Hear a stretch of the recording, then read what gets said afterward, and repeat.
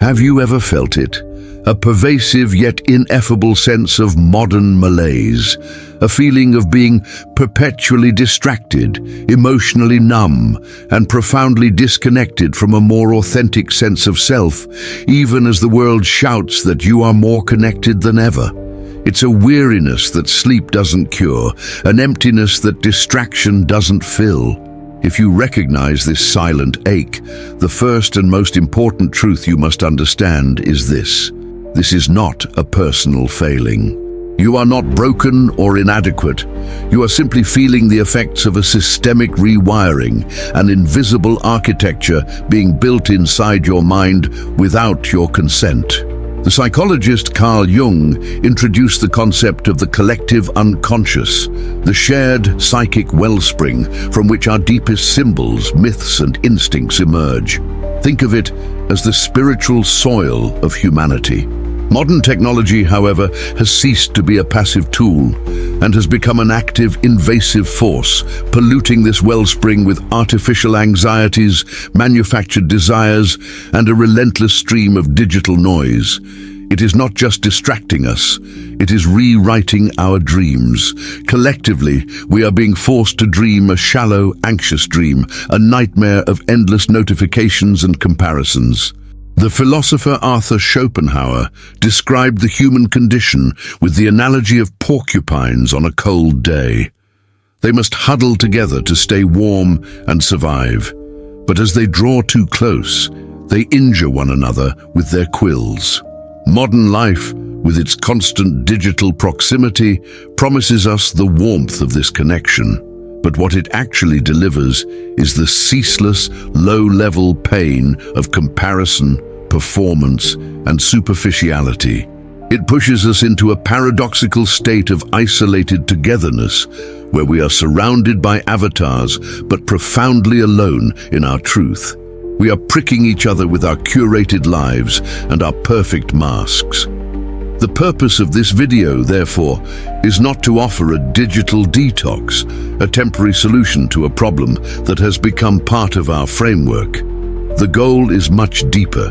It is to deconstruct this invisible architecture, to expose the unconscious patterns being imprinted on your psyche, and to provide the philosophical and psychological tools for you to reclaim your mental sovereignty.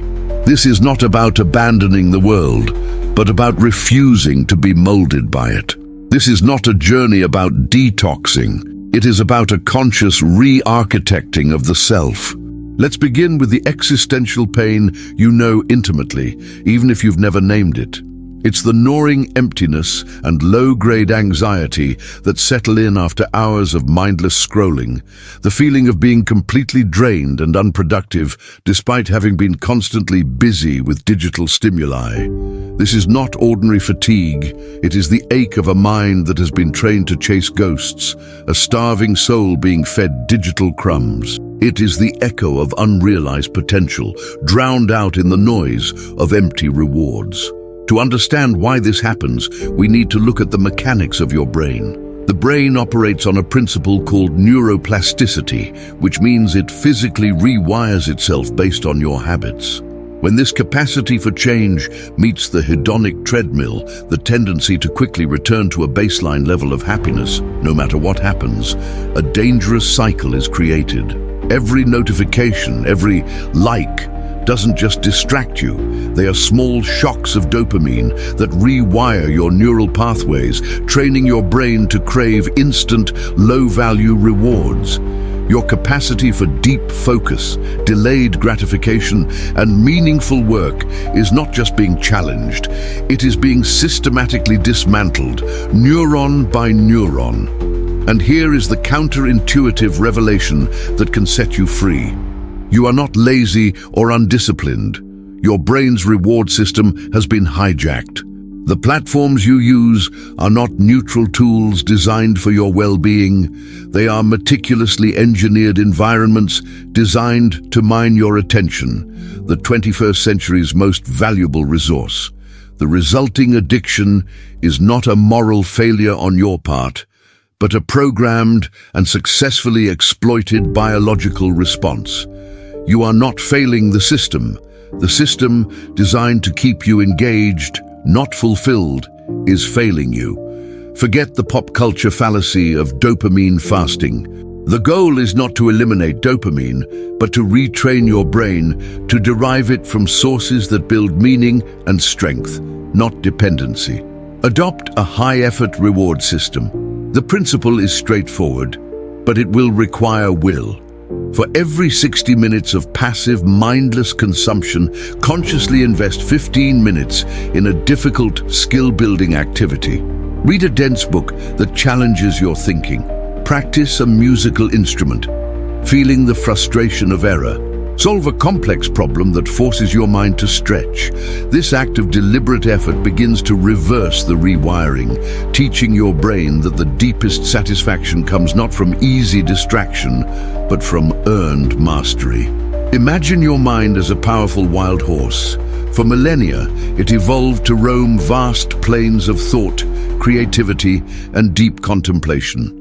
Modern life, however, has confined it to a tiny paddock, feeding it sugar cubes, likes, shares, notifications every few seconds. The horse is still there, with all its innate power and glory, but it has forgotten what it feels like to run free. It has become docile, anxious, and dependent on the next sugar cube, having traded the vastness of the plain for the security of the paddock.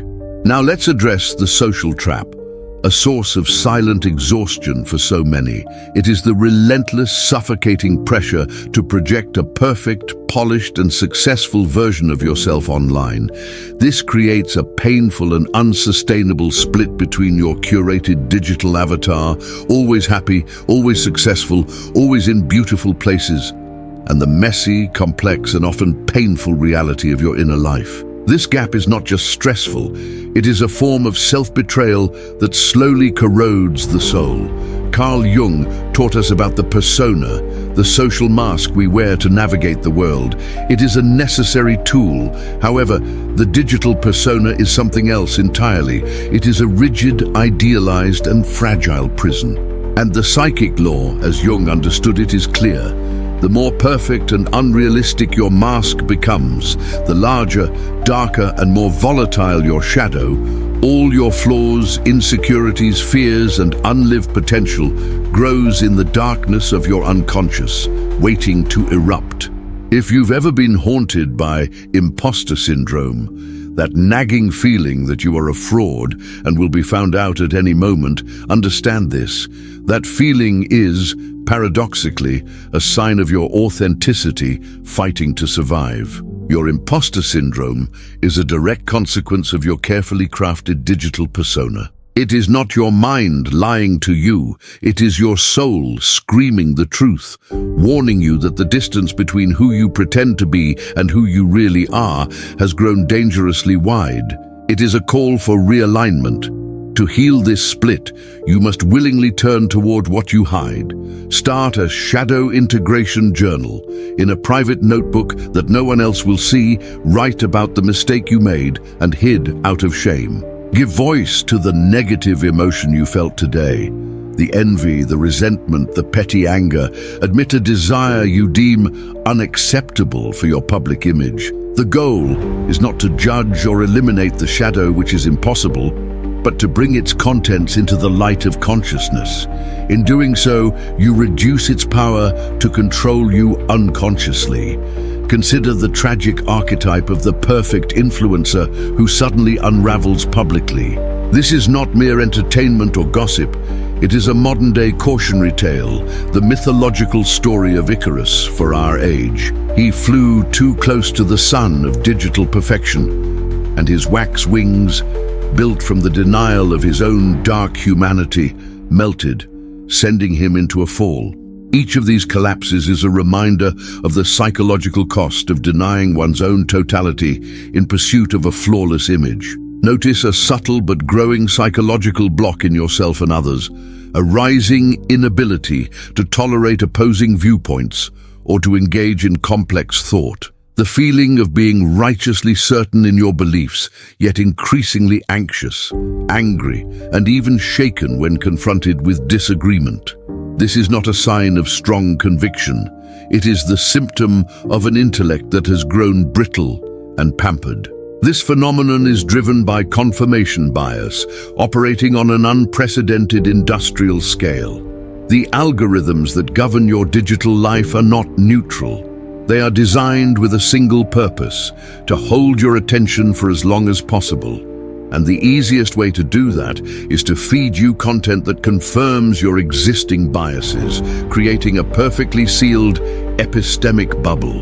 Inside this bubble, your worldview is never genuinely challenged, only endlessly reinforced, becoming more rigid and less sophisticated over time. The counterintuitive revelation here is that this algorithmic echo chamber doesn't make you stronger in your convictions. It makes your intellect brittle.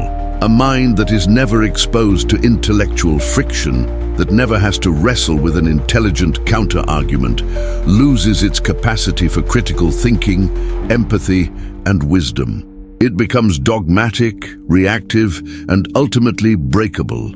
You become an expert in your own small world, but an amateur in the complex real one. To combat this intellectual atrophy, you must do what feels deeply uncomfortable. Practice the intellectual opposition exercise. Actively seek out and engage with the most intelligent, articulate arguments against your most deeply held beliefs. Read the book of an author with whom you fundamentally disagree. Watch a lecture or listen to a podcast from a source you would normally dismiss as the enemy. The goal is not necessarily to change your mind, though it might happen, but to strengthen your own position by forcing it to contend with a worthy opponent. It is the only way to turn brittle certainty into robust conviction. Think of your mind as an immune system. To be strong and resilient, it needs to be exposed to a variety of intellectual pathogens. The modern internet, however, quarantines you, feeding you a sterile diet of agreeable, pre-approved content. This leaves your mind vulnerable, unable to fight off ideological infections or genuine emotional challenges when they inevitably arise in the real world, outside your protective bubble. There is a silent panic that pervades our era, an existential ache that haunts us, the constant low-level feeling that we are running out of time or falling behind, coupled with a paralyzing inability to connect with our long-term goals. Life stops feeling like a meaningful journey and devolves into a series of urgent, disconnected tasks, a blur of harried reactions. We are constantly in motion, yet never truly advancing toward a destination of our own choosing. What has been eroded from our collective consciousness is what the ancient Greek philosophers called telos, an ultimate aim, purpose, or end that gives direction and meaning to all our actions.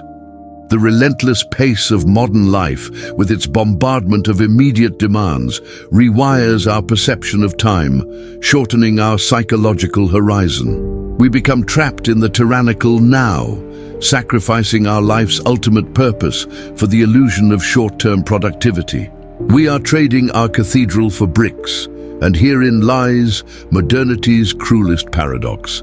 The more time-saving technologies we adopt, the more we experience a profound time poverty. Every notification, every email, every manufactured urgency fractures our attention and robs us of the capacity for deep, uninterrupted thought, the very condition under which a long-term vision can be conceived and pursued. We gain minutes on trivial tasks, but lose the ability to conceive of and build our legacy. To escape this tyranny, you must force a change in perspective. Practice the legacy letter exercise. Set aside time and write a letter to yourself from the perspective of your 80-year-old self, looking back on your life. What did you accomplish that truly mattered? Which worries that seem monumental today revealed themselves to be trivial? What wise, compassionate advice would your future self give you today, in this very moment? This exercise forcibly rips you from the urgency of the now and anchors you in the importance of the future, realigning your daily actions with your telos. Think of the builders of the great medieval cathedrals. Many of them began work on a project knowing that not only they, but perhaps not even their children, would see the final structure. They worked with a long sense of time, motivated by a purpose that transcended their own lifespans. They possessed a cathedral-building mindset. We have lost it, trading it for the frantic construction of digital sandcastles, which are beautiful for a moment, but wash away with the next tide of trends. Finally, we arrive at the most seductive and dangerous trap of all. The allure of a life where every decision is optimized and every friction is removed. What to eat, what to watch, which route to take, who to date. Increasingly, we outsource these choices to algorithms that promise an effortless life. The promise is that of a perfectly efficient and pleasurable existence. The reality, however, is the silent abdication of our own agency and will. Friedrich Nietzsche spoke of the will to power, a concept often misinterpreted as a desire to dominate others. In its essence, however, the will to power is about self-overcoming. The internal struggle to master oneself, to overcome obstacles, to grow through hardship, and to impose one's own values on a chaotic world. By outsourcing our choices to the convenience of algorithms, we are willingly surrendering this fundamental human drive. We are trading the power to become ourselves for the ease of being guided. This may be the hardest truth to swallow in our comfort-obsessed culture. A life without friction is a life without meaning. Struggle, inconvenience, error, and even boredom are not obstacles to a good life. They are the essential ingredients of it. They are the weight that builds psychological strength, the challenge that forges character, and the uncertainty that cultivates a sense of agency. Convenience, therefore, is not your friend. It is the enemy of self-overcoming. To rebuild the strength of your will, you must deliberately reintroduce difficulty into your life. Practice intentional friction. Once a week, consciously choose to do something the hard way. Navigate to a new place using a map instead of GPS. Cook a complex meal from scratch instead of ordering in. Call a friend for a real conversation instead of sending a shallow text. These small acts of resistance reignite the muscles of your will that have atrophied from disuse. Think of your will as a muscle. Algorithms and omnipresent convenience function like a psychological exoskeleton, moving your limbs for you. It feels wonderfully easy and efficient, but beneath the surface your own muscles are wasting away, growing weak and useless. The day will come when the exoskeleton is removed by a crisis, a loss, an unexpected challenge, and you will find you can no longer even stand on your own. And so here we are. We have seen how the systems designed to capture our attention have unconsciously reshaped us, molding us into more distracted, anxious, divided, and fragile versions of ourselves. The rewiring, as we said, is not a conspiracy, but a consequence of a world that values our engagement more than our well-being. But now that you can see the architecture of the prison, you no longer have to be its prisoner. Awareness is the first act of rebellion. The ultimate goal of life, according to Carl Jung, is individuation. This is the sacred, lifelong process of becoming the person you were always meant to be by courageously integrating the conscious and unconscious parts of your psyche, your persona and your shadow, your light and your darkness. Individuation is the definitive antidote to the mass-produced consciousness of the modern era. It is the act of carving your authentic self from the raw marble block of experience, rather than allowing yourself to be passively molded into a predictable, profitable shape. This brings us to the ultimate insight of Viktor Frankl, forged not in comfort, but in the unimaginable suffering of the concentration camps. He wrote, "Everything can be taken from a man, but one thing, the last of the human freedoms. To choose one's attitude in any given set of circumstances, to choose one's own way." The digital world may try to dictate your focus, your desires and your beliefs. It may build a prison of convenience and distraction around you, but the power to choose your response, to assert your inner will, remains inviolable. That is the citadel of the soul that no algorithm can conquer. Therefore, the final call to action is not an invitation to abandon technology or flee the modern world, but to use it consciously as a tool for your own individuation, rather than allowing it to be a master that molds you into a predictable automaton. The choice, as always, is yours, between passive assimilation and the difficult but glorious work of becoming a true individual. I leave you with one question, not to be answered with words, but to be lived this week. What small act of intentional friction or shadow integration will you practice to reclaim a single piece of your mind that has been outsourced?